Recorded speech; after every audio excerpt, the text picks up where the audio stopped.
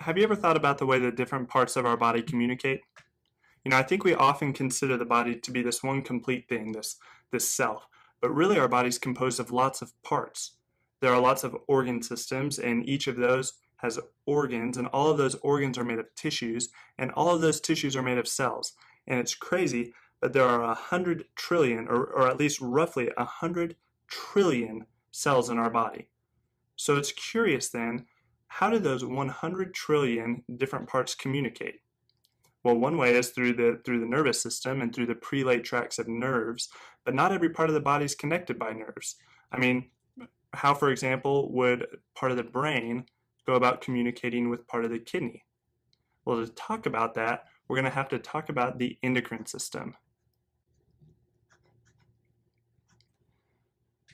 And the endocrine system is a system of organs that are called glands. And these glands secrete little chemical messages that are called hormones. And they release those little chemical messages called hormones into the bloodstream so that they can circulate from one part of the body to another part of the body in order to initiate an effect. And there are many parts of the body that use these hormones to communicate, but certain organs are really defined by this method of communication, and we call them endocrine glands. And so one of the major endocrine glands is the hypothalamus.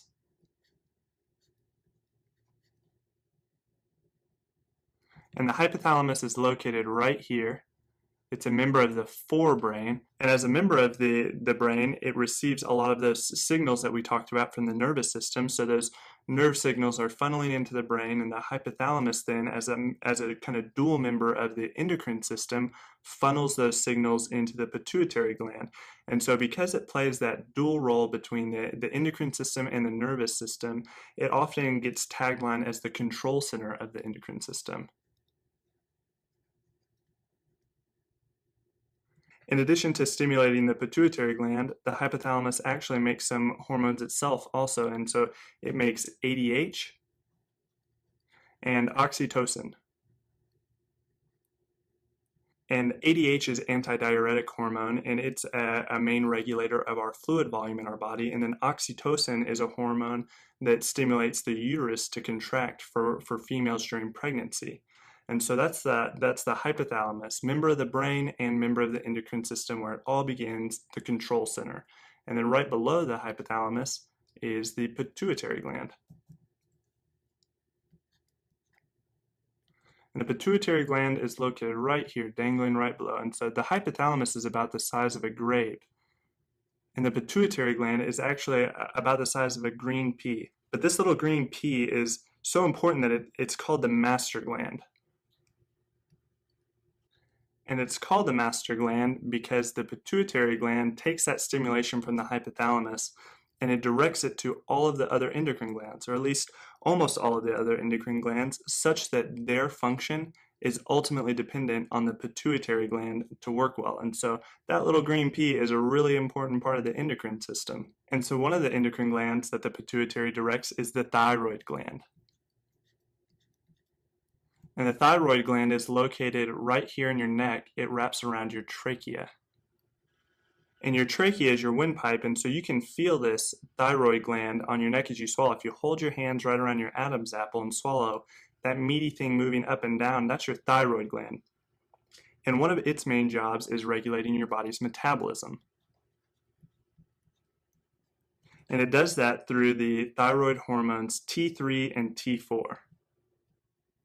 And another name for T3 is triiodothyronine, and another name for T4 is thyroxine. But the thyroid uses these hormones, the thyroid hormones, to stimulate the body's metabolism, which is crucial because that's how our body gets energy. And then right behind the thyroid gland are 4 spots known collectively as the parathyroid. And the main role of the parathyroid is regulating our body's blood calcium level. And the level of calcium in our blood is hugely important because calcium does a lot of stuff in our bodies. It's involved in muscle contraction, it's involved in bone growth, and all of those functions are really sensitive to the level of calcium that's floating around in our blood. And so the parathyroid glands, those 4 spots on the backside of our thyroid, regulate calcium through the hormone parathyroid hormone, or PTH. And then moving down the torso, we have the adrenal glands. And the adrenal glands are located right on top of the kidneys here. And they're called the adrenal glands because they're adjacent to, or right next to, the kidney system, which is called the renal system in medical speak. But we really need to further divide the adrenal glands into 2 parts, the outer part and the inner part. So the outer part is the cortex, and the inner part is the medulla. And the reason for the distinction is that the inside and the outside of the adrenal glands have 2 different functions. And so we'll start with the outside, or the cortex, and that's where the steroids, the adrenal corticosteroids, are made. And 2 major examples of steroids made in the adrenal cortex are cortisol and aldosterone. And cortisol is one of the body's stress hormones, so it functions to increase blood sugar in times of stress, so we have energy, and it also has some anti-inflammatory functioning.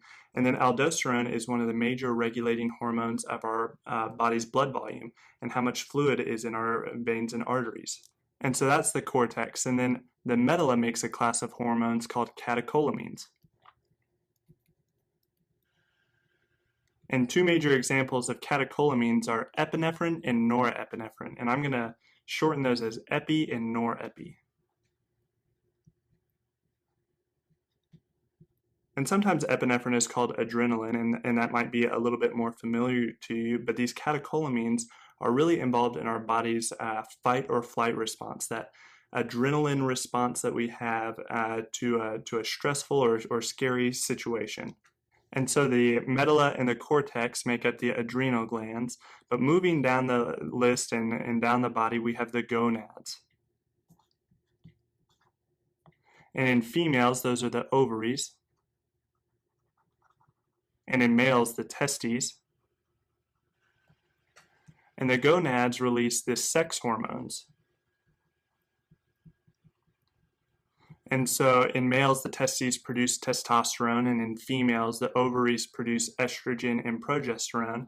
But these sex hormones are mainly involved in the development of our secondary sex characteristics like pubic hair and larger frames in males and breasts in women, but they're also involved in progressing us through those life stages that accompany those sex characteristics like puberty and menopause. And then last but not least, we have the pancreas. And it's located right here in the upper part of the abdomen.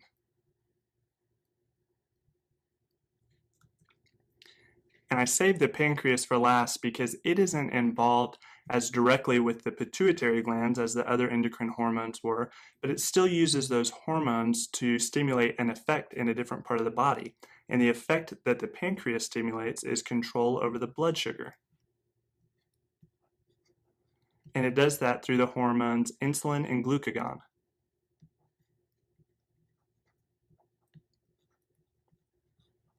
And the pancreas is vitally important because without its hormones insulin and glucagon, we can't regulate how much sugar is in the body's blood versus the cells, and that can lead to major diseases like diabetes. And so with the pancreas, we can conclude our list of major endocrine glands. And so as we look at these glands and at these hormones, and we think about all of the different effects that are being stimulated in our body by them, it becomes pretty clear that there aren't just a few of these circulating in our bloodstream. There are literally loads of hormones circulating through our vasculature at any given moment.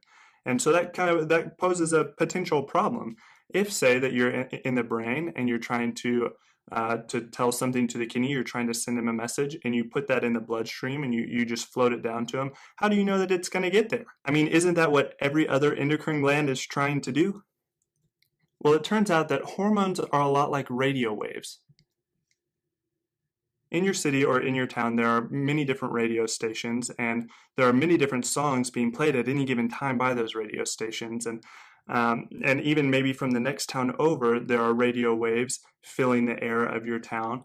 But unless you're tuned in specifically to that station, you're not going to pick up on the song that's being transmitted.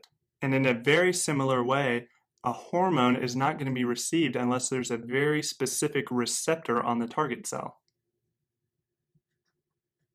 And so the receptor and its location are very important in determining the hormone function.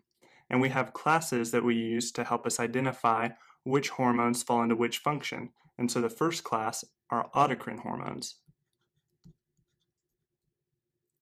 And autocrine hormones function at the cell that makes them. An example of this is the T cell in the immune system. It actually secretes a hormone that it makes called an interleukin that signals the cell itself to increase its effectiveness in its immune function. And then another class of hormones are paracrine hormones. And paracrine hormones function regionally. And an example of that might be the hormones released by the hypothalamus that direct the pituitary gland. And then last but not least, kind of the classic class of hormones are the endocrine hormones. And these are the hormones that function at a distance. And an example of this might be the pituitary gland stimulating the gonads way far away. And so we have autocrine, paracrine, and endocrine classes that help us determine how a hormone functions. And so I know I just told you a whole lot about hormones, but this is your introduction into one of the most important ways that the 100 trillion little tiny individual parts of your body communicate.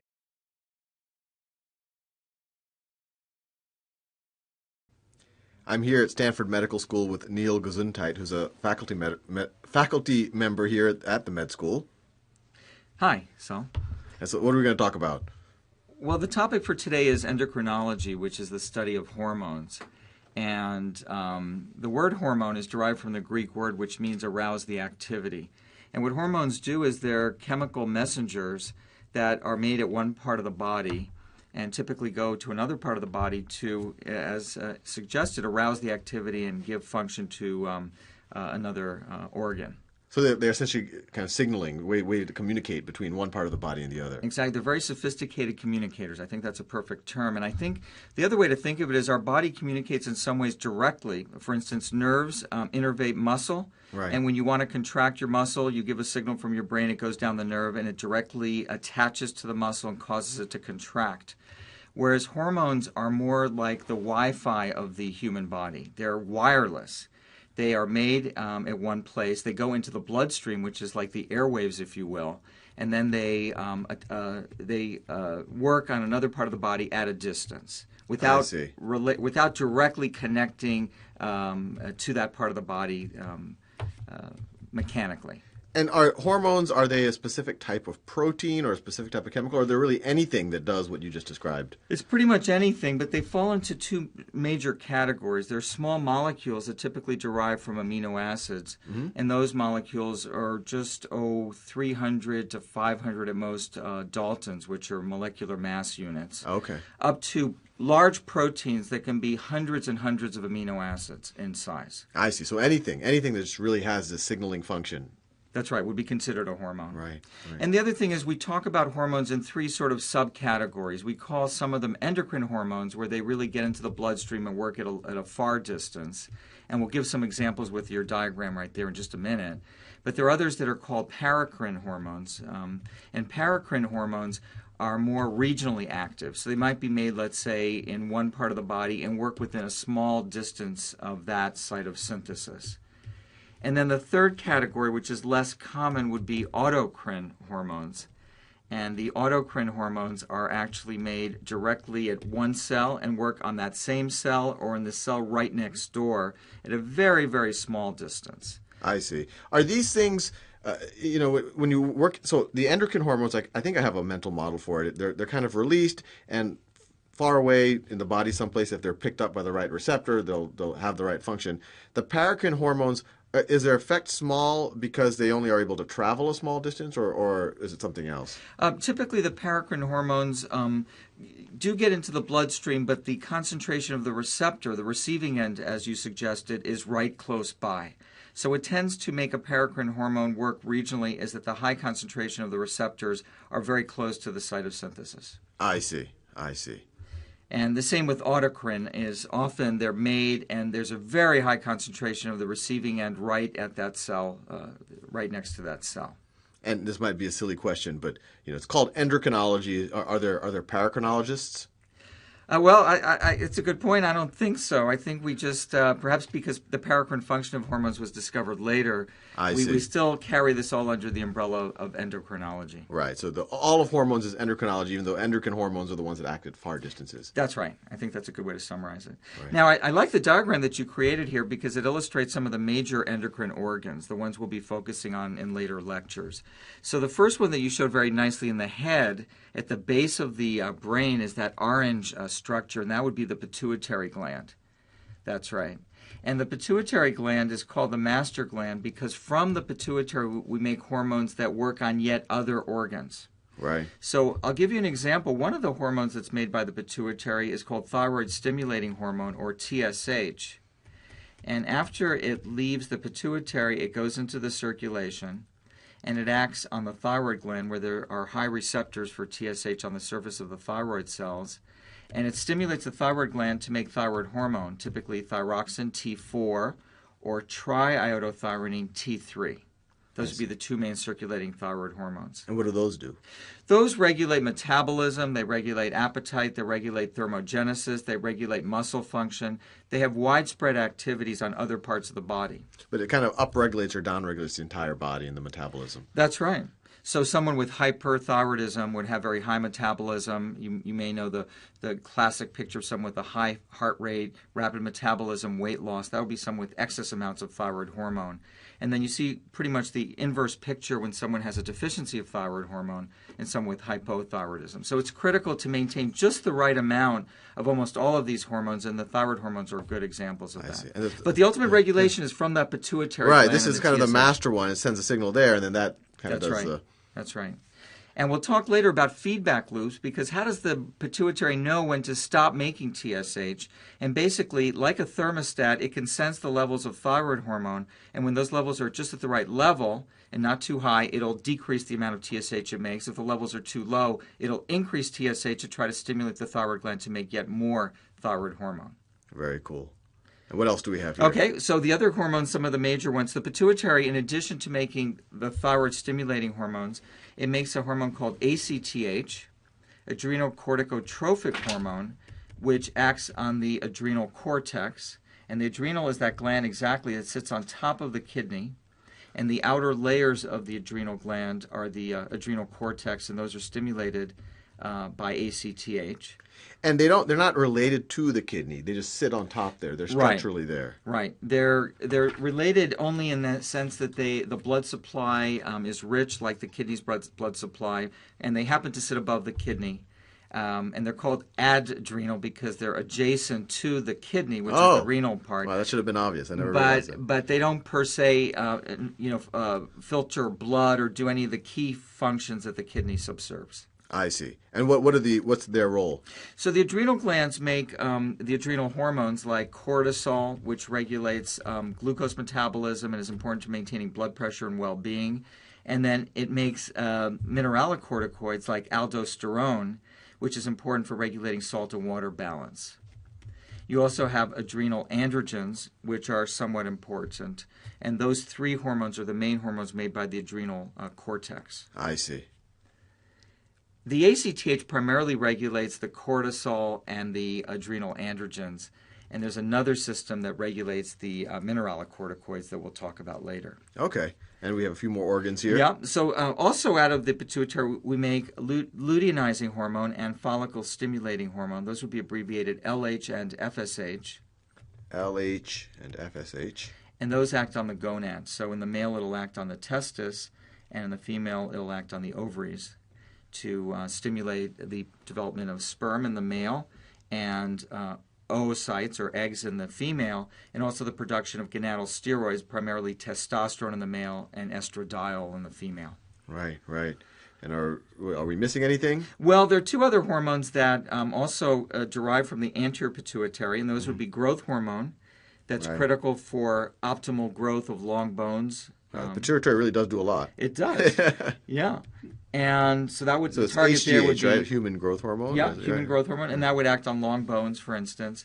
And then we would have prolactin, which is important in women for lactation, being able to breastfeed after delivering a child. And insulin is...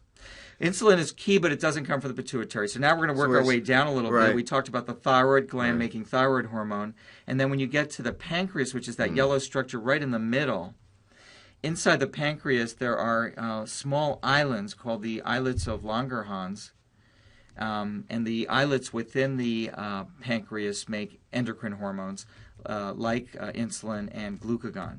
But insulin is vital. Without insulin, you have diabetes. And without insulin, you don't transport glucose into muscle and remove glucose from the bloodstream normally.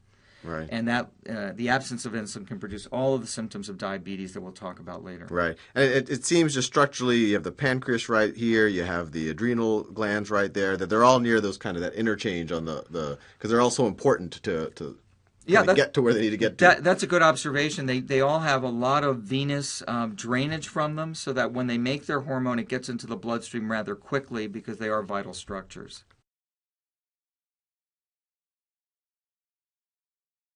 People have a nasty habit of equating hormones with a particular set of behaviors and conditions, most of which have to do with reproduction or sexual development. For example, people will say that hormones are why Kevin has zits and is being all moody, or why Hannah, who's 3 months pregnant, just cried watching a commercial for car insurance. Now, I'm not saying that hormones aren't at the root of sexual attraction or zits or occasional bouts of extreme emotion, because they are. That's just not all that they do. Not even close. When people talk about hormones in the context that I just mentioned, what they really mean is sex hormones. But sex hormones are just one kind of hormone that you have coursing through your body right now. In fact, there are at least 50 different types of these chemical messengers at work in your body at this very minute, but only a very few of them have anything at all to do with sex. The truth is, from birth to death, just about every cell and function in your body is under your hormones' constant influence. They're floating through your blood, regulating your metabolism, your sleep cycle, your response to stress, and the general and incredibly important overall homeostasis that keeps you not dead. Some hormones are just there to make other hormones trigger even more hormones in a kind of chemical relay race that biologists refer to rather elegantly as cascades. These hormones run through your body no matter what your mood is or whether you have zits. So the reality is, we are all hormonal all the time. Okay, to begin to understand our hormones and the endocrine system that produces, releases, and reabsorbs them, we have to step back and take a broad view. Not just by emphasizing that sex hormones are not the only hormones you have, but also by looking at how your hormones interact with your other organ systems. Because if anything, your body has two bosses, two complementary systems that are constantly shouting instructions over each other to all your bits and pieces. Both your endocrine system and your nervous system are constantly trafficking information around your corpus, gathering intel, making demands, controlling your every move. They just have totally different ways of doing it. Your nervous system uses lightning-fast electrochemical action potentials delivered by an expressway made of neurons to specific cells and organs. But your endocrine system prefers a slower, wider stream of data. It secretes hormones that travel through your blood, not through neurons, so they move more slowly, but they also produce widespread effects that last a whole lot longer than an action potential. Now, compared to your heart or brain or other arguably more glamorous organs, your endocrine system's organs and glands are kinda small and lumpy. They're also rogues. Instead of being all nestled together like in your other organ systems, these guys are scattered all over the place, from your brain to your throat to your kidneys to your genitals. A gland is just any structure that makes and secretes a hormone, and the master gland in your body is the pituitary, which produces many hormones that signal other glands, like the thyroid, parathyroid, adrenal, and pineal glands, to make their own hormones. The endocrine system also includes a few organs, like the gonads, the pancreas, and the placenta in pregnant women, all of which have some other non-hormonal functions and are made up of multiple tissue types. And technically the hypothalamus in your brain is in the endocrine club too, since in addition to all of its busy brain duties, it does produce and release hormones. So thanks to all these glands and organs, you've got these hormones diffusing through your blood doing all sorts of different things. But the thing to remember about them is that a hormone can only trigger a reaction in specific cells. They're so-called target cells that have the right receptors for it. So just like some keys can open many locks while others only work with one, so too can the hormone-target cell relationship either be widespread or localized. You're probably going to want an example of that, so your thyroid at the bottom of your throat produces the hormone thyroxine, which stimulates metabolism and binds to receptors in most of the cells in your body. But your pituitary, which is nestled all comfy under your brain, produces follicle-stimulating hormone, which helps regulate growth and trigger sexual maturity, and it only targets specific cells in the ovaries and testes. So, how do hormones bind to their target cells? Well, chemically, most hormones are either made of amino acids, including their more complex structures like peptides or proteins,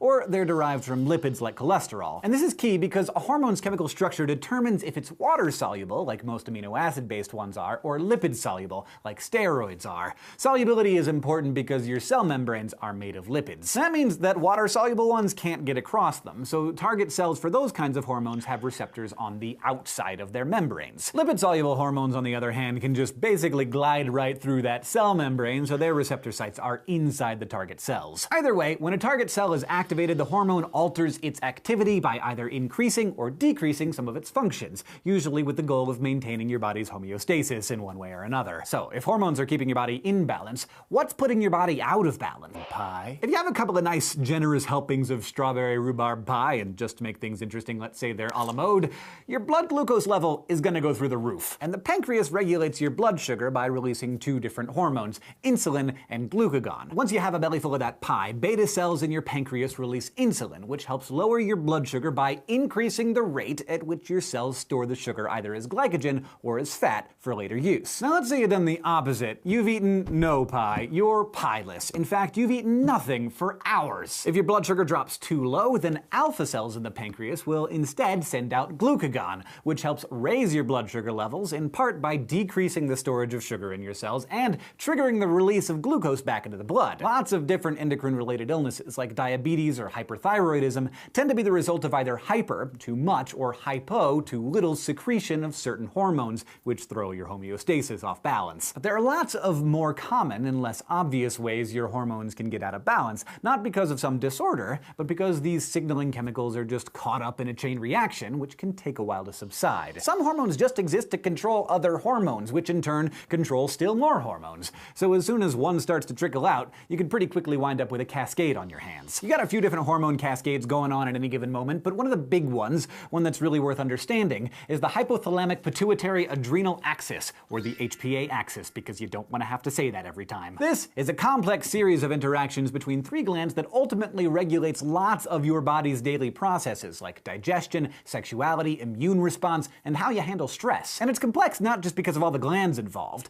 It's also one of the more crucial instances of your endocrine system coordinating with your nervous system. Specifically, it's behind that fight-or-flight response that everybody keeps talking about. The HPA axis is essentially the endocrine system's companion to the sympathetic nervous system. The sympathetic system, in times of high stress, does things like speed up your heart rate and direct blood away from your digestive organs into the muscles. But many of the other effects of the stress response are carried out by your endocrine system, and getting your nervous and endocrine systems to work together in times of crisis is where the hypothalamus comes in. It's the hub of where the two systems meet. It keeps tabs on what's going on all over your body, analyzing your blood for signs that something might be off. So let's revisit our fight-or-flight scene from a few lessons ago, the old burning house scenario. So you're sleeping. You're dreaming about petting pandas with Emma Watson or whatever when the smoke alarm goes off. Well, action potentials in your brain trigger neurons in your hypothalamus to release the peptide hormone CRH, or corticotropin-releasing hormone. The CRH makes the very short trip through the bloodstream to the anterior pituitary gland where, because it is water-soluble, it binds to receptors on the outside of its target cells.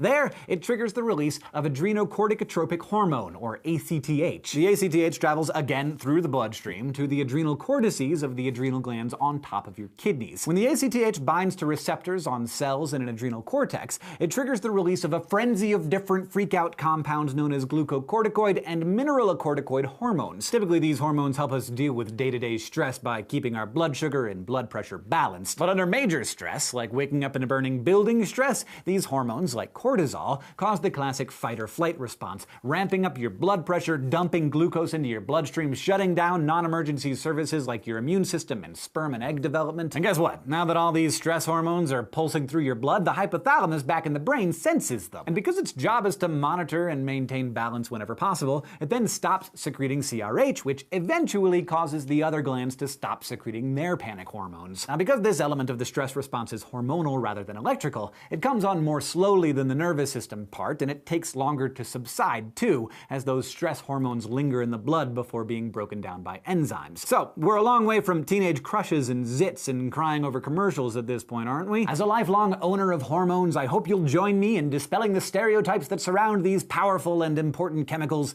and give them the respect they rightly deserve.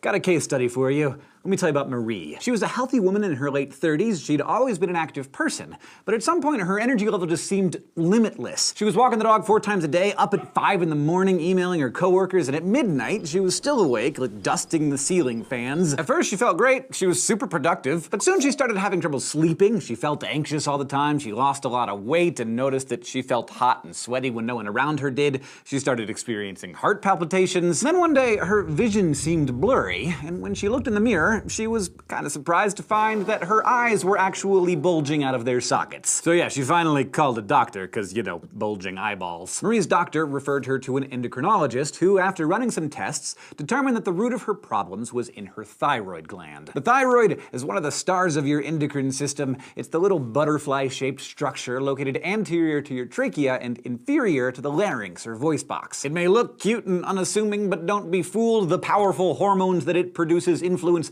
some of your most important physiological processes. These hormones, and many others, help maintain your chemical homeostasis, the balance and concentrations of substances like calcium, sodium, even water within very narrow ranges so that your body can provide a consistent internal environment for your cells. Your cells and the proteins in them need that stable environment to function, so if your body loses its homeostasis too dramatically, cellular function will stop, and as we say, you will stop being alive. So your thyroid helps you avoid such a fate by secreting hormones that regulate many aspects of your body's homeostasis, like body temperature, skin moisture, and your blood's levels of oxygen, calcium, and cholesterol. It should come as no surprise that if the thyroid malfunctions and produces too much or too little of a hormone, it can lead to all sorts of weird and serious symptoms. And yet, thyroid disorders and the hormonal imbalances that accompany them are pretty common. It's pretty likely that you know at least one person, most likely a woman, who has experienced an issue with a dysfunctional thyroid, and many more of us are walking around with thyroid disorders and haven't even been diagnosed yet. In Marie's case, it turns out that she had Graves' disease, an immune system disorder that results in the overproduction of thyroid hormones, or hyperthyroidism. Although it's just one type of hormone disorder, looking at her symptoms can help us understand just how important, influential, and interconnected hormones are, and why they need to be properly balanced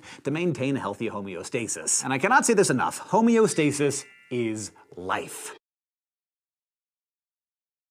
Last time, we talked about hormone cascades and how a lot of the hormone activity that's bubbling along inside of you is the result of one kind of hormone bossing around the cells that produce another kind of hormone. These pathways typically start with an internal stimulus, often coming from the hypothalamus or pituitary gland, and end in the target glands that release hormones into the blood to get the real work of living done. We've seen how this kind of cascade controls your body's stress response through the hypothalamic pituitary adrenal axis, or HPA axis. Basically, your brain tells your hypothalamus to tell your pituitary to light a fire in your adrenal cortex, and in no time they've shut down digestion, released a bunch of energy, increased your blood pressure, and everything else you need to either fight or flee. And that's great! Your HPA axis is super useful when you are under stress and need to take action. But you do not need your adrenal cortex spouting off all the time. The truth is, much of the more basic, more fundamental business of everyday life is carried out by a different kind of cascade. It's the hypothalamus pituitary thyroid axis, or HPT axis, and it's what sets the thyroid gland into motion so it can regulate just about everything related to your homeostasis. For example, let's say you're caught outside on a cool day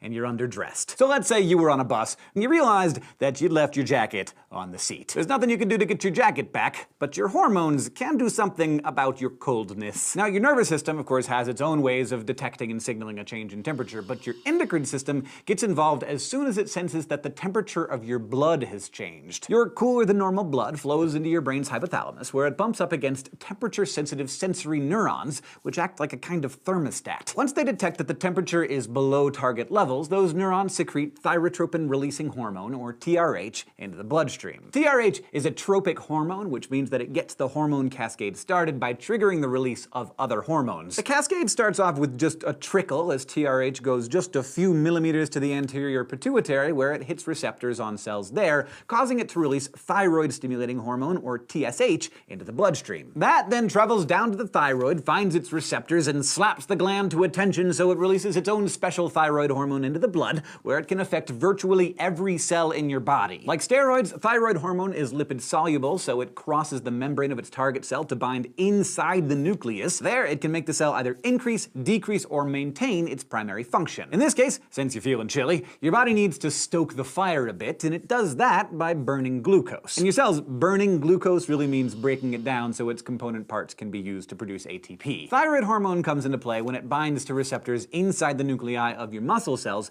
triggering the transcription of DNA that makes the enzymes to break down that glucose. With more of these enzymes flowing around, more glucose is being broken up and more ATP is being produced, which is all a long way of describing the process that we call metabolism. But since the thyroid has increased the amount of chemical reactions going on, it also increased the amount of waste heat that's being generated. So this process has a calorogenic or heat-producing effect that helps warm you up. Now, whether or not you happen to forget your jacket on the bus and found yourself shivering on the way to work, your thyroid hormone produces all kinds of other effects as well, like maintaining your blood pressure, promoting the growth of tissues, and triggering the secretion of digestive juices to keep food moving through your digestive tract, just to name a few. So, thyroid hormone for the win, right? What's not to love? Well, what's important about the whole HTP axis is not just how it works, but also how it knows to turn off. Your glands need negative feedback in order to know when their job is done so they can stop secreting certain hormones. That's where your pituitary and hypothalamus come in. Remember, they're always monitoring hormone levels in your blood.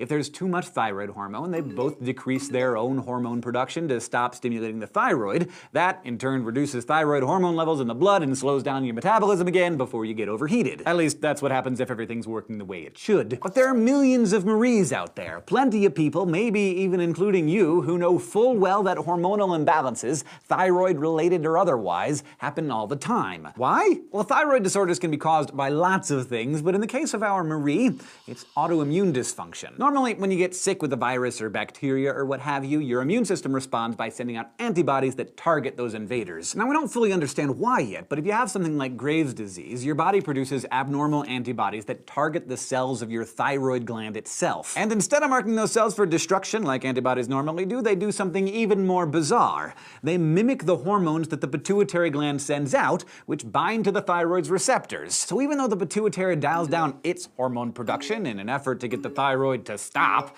the thyroid does not get the message because the receptors are still being activated. Basically, the gland never receives any negative feedback, so it just won't quit. And if your thyroid doesn't stop, it's hard for you to stop. So that's why Marie was always hot and sweaty. Her hypothalamus was screaming that she was warm enough, but those antibodies were hijacking the hormone cascade, and she was losing weight even though she was eating all the time because the thyroid hormone was no longer regulating her metabolism properly. But what about those big bulging eyes? Remember those? Well, because they're part of the immune response, those disruptive antibodies often cause inflammation, particularly in the tissues around the eyes. In some cases, the swelling can be so severe that the eyes are no longer able to close. Treatment for Graves' disease involves either inhibiting the production of thyroid hormones or blocking their effects, basically getting your body chemistry back in order. The moral of the story is that hormones mean business, and by business I mean living, and by living what I really mean is, and everybody say it together now, homeostasis.